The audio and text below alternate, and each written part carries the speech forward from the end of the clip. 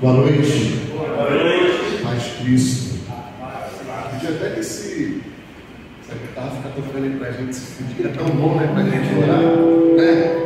Deixa eu me apresentar, me chamo Renato, casado com a Tábua, com 32 anos, temos 3 filhos, moro em Cariacica, onde sigo na minha comunidade, Imaculada Conceição, na paróquia da Virgem Maria, no grupo de oração Caminhando com Jesus, no Ministério de Pregação, e nesse tempo também eu estou respondendo, né, pela área de Cariacica, no Conselho da Diocese.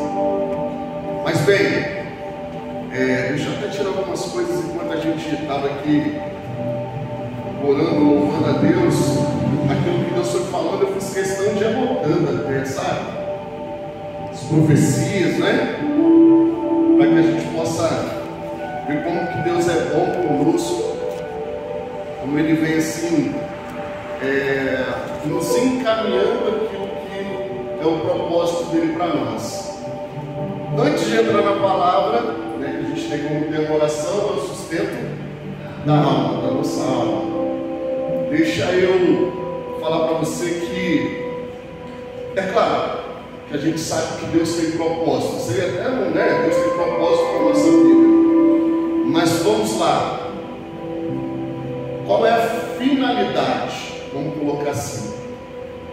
Tivemos um começo, claro. A nossa concepção, nascemos, nós sabemos que nós nascemos, né? Deus nos chama ao mundo por amor a cada um de nós. Ele nos cria, Ele nos criou e nos criou para Ele. O Catecismo da Igreja Católica, no Paulo, vai dizer bem assim que nós somos criados para vivermos as bem-aventuranças de Deus. Então quer dizer, essa alegria, não é? Era para que nós pudéssemos vivê-la intensamente, sabe? E eternamente. Mas tudo bem, a gente conhece a história. O pecado entra no mundo e aí, né, cria-se muitas cascas, barreiras, rompe-se aliança com Deus, e o plano de Deus, a palavra, a Bíblia toda vai tratar de um plano, né? Desde lá do seu começo, Deus tem um plano, e é um plano de salvação. É um plano de salvação, porque Ele vem nos falando, que Ele vem nos indicando, que Ele vem nos sinalizando na palavra, até chegar na vida de nosso Senhor Jesus Cristo. O Verbo se fez carne e habitou no meio de nós. Aí se revela para nós o amor de Deus, né? E ali o plano dele se torna visível em Cristo Jesus. Já não são mais promessas, mas esse plano ele começa a ser concretizado em Cristo Jesus aos nossos olhos, né? Jesus vem ao mundo e Ele começa a nos orientar, Ele começa a nos falar, Ele começa a nos exortar, Ele começa a dizer que nós devemos deixar o pecado, né? Que nós devemos tê-lo como Senhor da nossa vida. E aí, meus queridos, esse plano ele culmina na morte e na ressurreição de Cristo, né? Se nós pegarmos aqui João capítulo 19, versículo 30, o próprio Senhor Jesus vai falar assim: depois que tudo estava consumado, Ele entrega seu Espírito. O que é consumado, gente? O que significa essa palavra? Completou, né? Já estava tudo feito. Então quer dizer o quê? Que o plano de salvação de Deus se concretiza. Então nós somos o quê? Salvos. Não é isso? Somos salvos. E aí, gente, eu quero estar falando isso aqui para que a gente possa bem caminhar no tema de hoje com a palavra. Por quê? Vamos lá, novamente. Tivemos um começo, não é? A nossa concepção. Deus nos chama a vida e temos uma finalidade. E qual é a finalidade de um cristão? A salvação. Já somos salvos. Agora a gente precisa o quê? Como finalidade? Alcançar aquilo que Cristo conquistou para nós. Então a gente precisa ter esse pensamento de que a minha vida, ela é uma verdadeira caminhada, não é? A minha vida é essa caminhada rumo ao céu. Olha que maravilhoso isso, né? Eu preciso ter na minha consciência, que faz parte da minha alma, né? Por quê? Porque a minha caminhada precisa estar me levando à finalidade, ao meu fim. O último, que é estar com Deus. Mas, gente, em meio a isso tem tanta coisa que acontece na nossa vida, né? Tanta coisa que a gente vai acontecendo, que a gente vai vivendo, que a gente vai experimentando. Por isso, pega a palavra, por favor, aí em Filipenses, capítulo 4, versículo 4.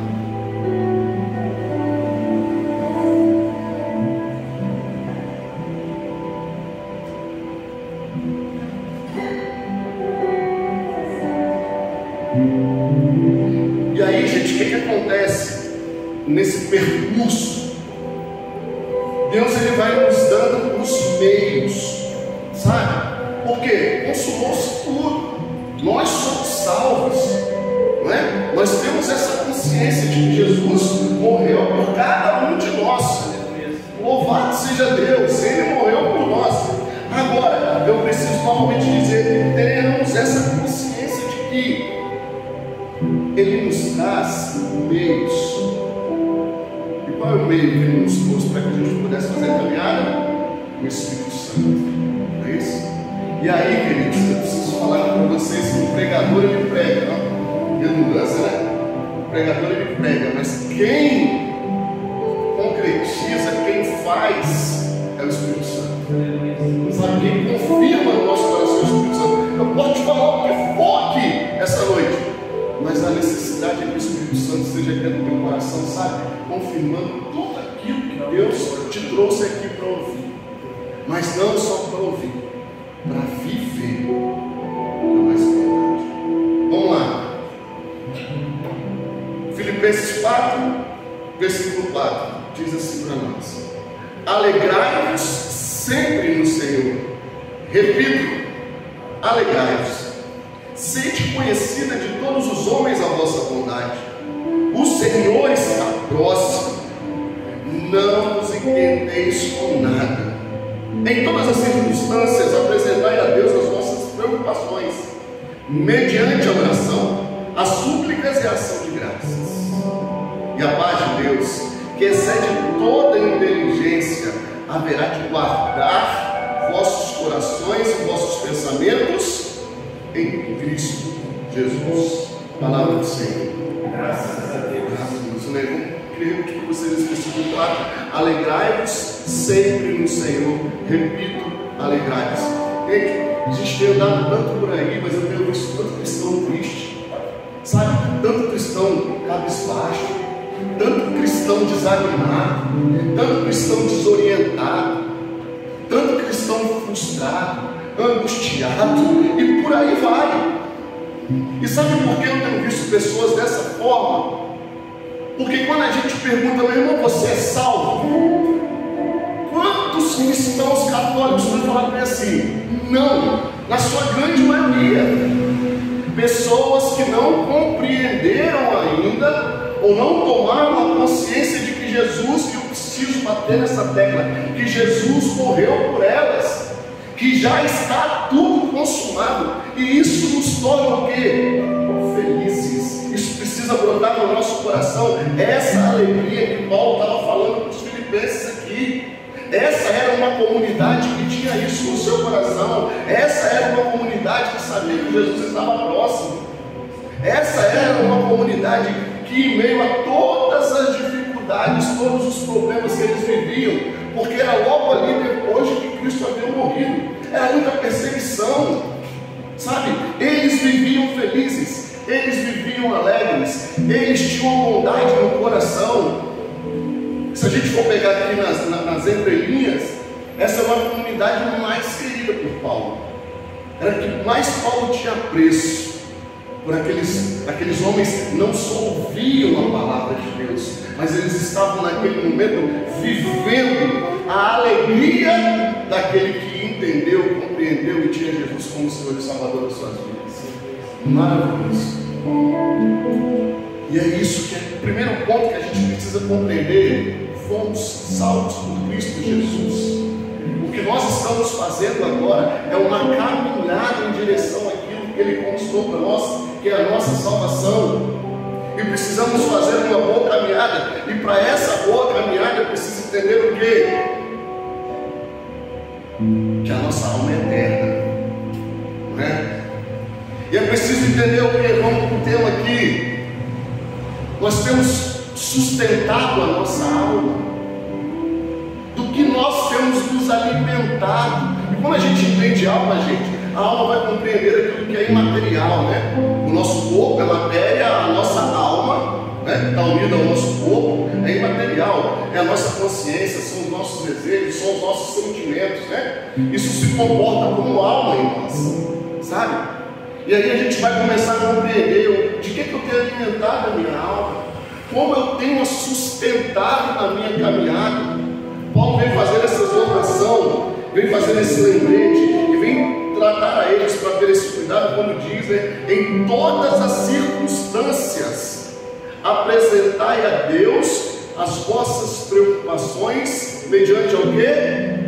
Oração. Aí quero te trazer aqui uma pérola de Santa Teresa do Menino Jesus, que também está no catecismo da igreja, que ela diz bem assim: a oração é um impulso do coração, é um simples olhar lançado para o céu. Que maravilha! Não vai falar mais aqui ainda, mas ela vai dizer o quê? Que muitas vezes nós precisamos de palavras. O nosso olhar lançado ao céu já nos une a Deus, sabe? É esse Deus que vem até nós, é esse Deus que se inclina para nos ouvir, para nos olhar, para compreender o nosso estado de vida, para entender aquilo que nós estamos vivendo. Quando nós lançamos, seja um olhar de esperança, seja um olhar de desespero, é esse Deus que se inclina e vem até nós. Ela quer dizer isso, sabe? Que a oração é um simples olhar lançado ao céu. O meu olhar lançado ao céu me une ao olhar de Cristo que vem até mim, o olhar de Deus que vem até mim. Mas ela continua dizendo assim ainda, ela vai depois no oposto disso, sabe? Ao extremo. Ela vai dizer que além de ser um olhar lançado ao céu, é um grito de gratidão e de amor, tanto no meio da tribulação, como no meio da alegria. Só quem está em Deus, só quem tem a certeza da salvação em Cristo Jesus, pode, em meio à tribulação, lançar um grito de gratidão e de amor a Deus. Que maravilha! Em tribulação você compreender que você está passando nessa estrada, não é? Nesse caminho proposto que eu te falei, que tem uma finalidade que é o céu. Nós temos momentos ruins, nós temos momentos de tribulação, nós temos momentos de dor, nós temos momentos até de desespero na nossa vida, sabe? Mas isso não pode tirar de nós essa alegria e essa certeza daquele que está próximo. Quando São Paulo vai dizer que Jesus está próximo, não é que ele está chegando, não. Ele está próximo aqui, ó. Ele está perto, ele está comigo, ele está com você, sabe? É aquele Cristo que não nos deixa, que está do nosso lado, na presença de um irmão. É Cristo que está na Eucaristia, é Cristo que está na presença do Espírito Santo em nós, na comunidade. Quando o irmão aqui profetizava, eu até escrevi aqui também: voltai para a mesa do pão que alimenta, não é isso? Para a vida eterna. Olha como Deus está nos exortando, não é? Para que a gente possa voltar para essa mesa, para a Eucaristia, para junto de Cristo Jesus, para alimentar a nossa alma. Como é que está a tua alma, irmão? Quais são os seus pensamentos? Pessimistas? Negativos? Desesperançosos? Como é que você tem acordado? O que você tem pensado no teu dia? Como é que você tem visto o teu amanhã? Como está a tua consciência por você mesmo? Aí eu fiquei contente também quando Mateus falava sobre o olhar para si mesmo. Olha que coisa interessante, como é que está a tua consciência por você mesmo? Sabe? Tua caminhada, os teus passos estão te levando para onde? Os teus passos estão te levando rumo àquilo que Jesus conquistou para você, ou estão te afastando dele? A gente precisa parar de olhar para os outros. A gente vive numa sociedade hoje que olha para o outro e fala que o outro está errado. Quanto que eu tenho visto isso? pouco, às vezes, o próprio erro, e fica jogando tudo para as costas do outro, para as costas do outro. Pessoas que não conseguem olhar para dentro desse Instagram e Facebook, está demais, está cheio disso hoje. Olha que absurdo. Tem pessoas que colocam lá bem assim, não sei se vocês já viram isso, que colocam lá bem assim: a minha qualidade, né? Ser muito paciente. Ótimo, maravilhoso. O meu defeito, aguentar muitas coisas calado. Aí bota mais uma qualidade como se fosse um defeito. Pelo amor de Deus, cara. Que hipocrisia. Aí essa grande necessidade de olhar para dentro de si mesmo. Isso dói, isso machuca, mas alimenta a alma. Quando a gente, junto com Deus, com a graça do Espírito Santo, olha para dentro de nós e sai do orgulho e começa a reconhecer os erros, as limitações, as fraquezas, a quem você fez mal, a quem você, machucou. Alimento para a alma. Olhar para dentro de nós de forma consciente, com essa consciência que Deus nos deu. Quais são os seus sentimentos? De que você tem se alimentado em relação a isso? A gente está vivendo extremos, irmãos, não é isso? Uma polarização, né? O extrema direita, a extrema esquerda, é o feminismo, é um extremismo sendo vivido que vai gerando ódio, que vai gerando barreira, que vai gerando sentimento de vingança, que vai gerando esse sentimento que eu estou certo, você está errado, tem que ser do meu jeito, porque se não for do meu jeito, não tem como, não dá para ser, né? Isso tudo sendo gerado, meus queridos. E isso tudo é gerado quando nós não alimentamos a nossa alma de Deus, porque aquele que alimenta a alma, se unindo a Deus, querido, aquele que alimenta a sua alma, unido a Deus, ele vai olhar para o próximo, um olhar tão caridoso, um olhar tão amoroso, que até na exaltação, ele vai trazer essa presença de Deus e vai alimentar também aquele outro. Preciso te perguntar isso também.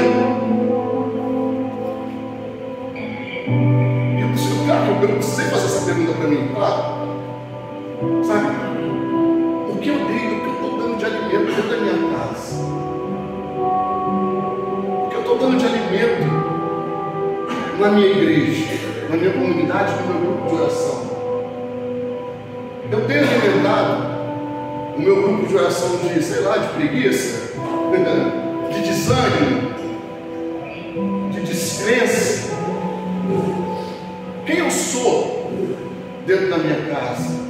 O que eu trago nas minhas mãos para alimentar os meus filhos, que estão sendo alimentados aí pela internet, né? Tanta coisa ruim. De que eu tenho alimentado os meus filhos? Eu preciso alimentá-los de oração e na oração, nessa união com Deus. Jesus diz, né, Mateus 6,6: se queres bem orar, fecha a porta do teu quarto e ora no silêncio, não precisa de muitas palavras, mas entrega o teu coração para Deus. Entrega a tua vida para Deus, as tuas preocupações, como vai dizer aqui Paulo aos Filipenses: em qualquer circunstância apresentai a Deus as suas preocupações. Querido, quais são as suas preocupações? Apresenta para Deus. Quais são os desejos que você tem na vida? Aqui eu vou entrar numa parte muito boa, e necessária para a gente também. Você tem desejo de ter uma casa própria? Quem não tem, levanta a mão. Alguém que não tem casa própria? Alimenta esse desejo em oração. Pede a Deus, insistentemente, pede, querido, peça, nutre esperança no coração, ajoelhe e fala: eu quero essa casa, eu preciso dessa casa. E imagina o teu caso do jeito que você quer, da maneira que você quer, mas preste atenção, para fazer aquela palavra oração, né? É uma junção, né? A gente orar a Deus, mas agir conforme aquilo que a gente pede. Não adianta nada. Eu preciso dobrar o meu joelho no chão, pedir, se a minha vida é contrária, é uma contradição muito grande isso. Se a minha vida é contrária àquilo que eu peço, eu preciso fazer minha parte.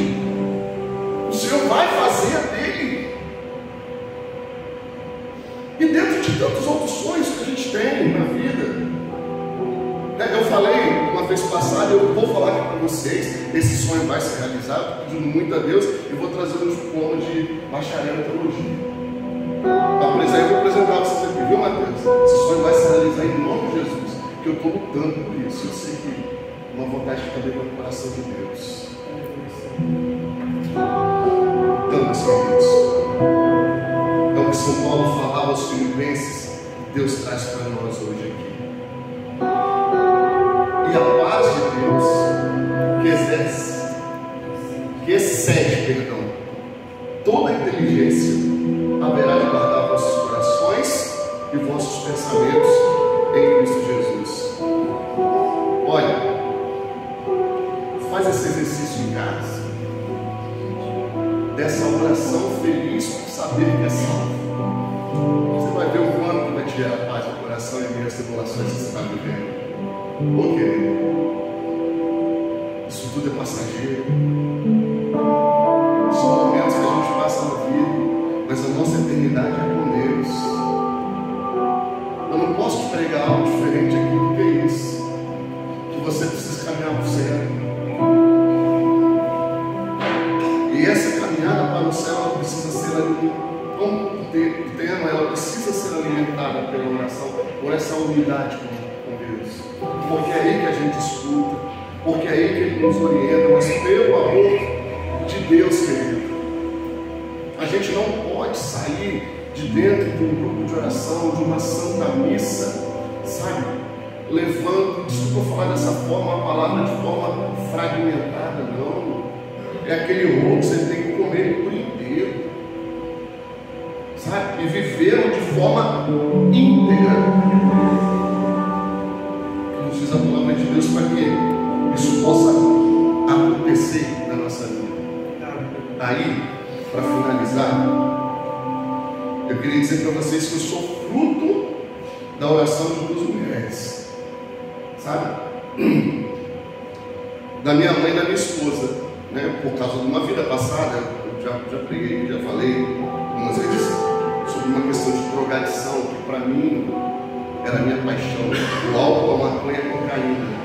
Eu vivi isso durante 18 anos da minha vida.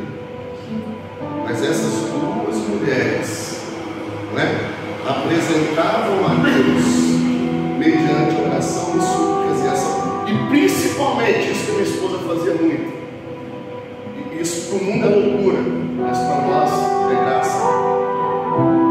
Eu, no meio de um final de semana fora de casa, ela me relatava que ela chegava: Senhor, eu te louvo e agradeço pela vida do meu marido, porque eu sei que um dia ele estará na tua presença, ele vai pregar a tua palavra, porque sou profetizado.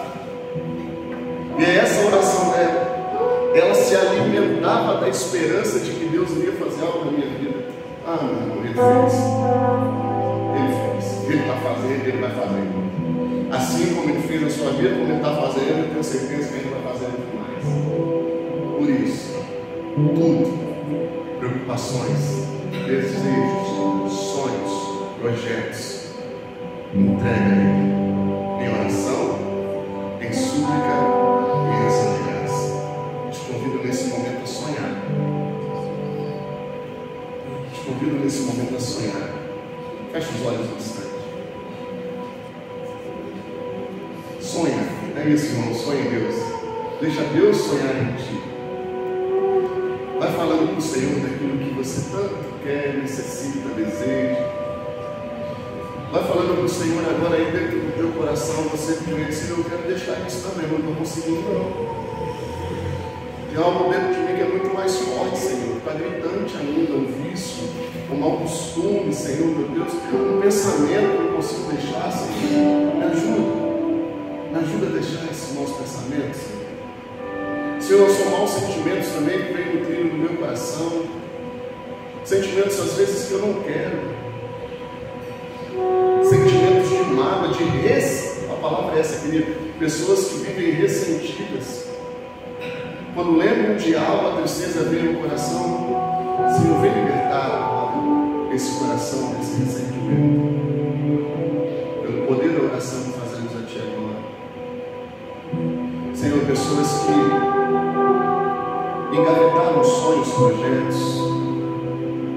E faziam parte, Senhor Jesus, do que eu queria na vida deles. Sim, Senhor. Desengaveta agora, querido. Mostra para Jesus como um projeto de vida, como um desejo que está no teu coração, mas que permeia também o coração de Deus. É isso, sim. Nós queremos te apresentar. Nós queremos nos desnudar, Senhor. Nos apresentar como nós somos e da maneira que nós estamos aqui essa noite. Com certeza, necessitados de Ti, Senhor. Senhor, acalma nosso coração diante de todas as inquietações. Pessoas que não conseguem dormir direito, Senhor Jesus. Inquietas, é isso? Eu vejo pessoas até rolando de um lado para o outro na cama e não conseguem dormir. Não conseguem descansar por causa daquilo que vem na tua mente. E quando você dorme, são pesadelos. Entrega isso para o Senhor agora. As suas inquietações, as suas inquietudes.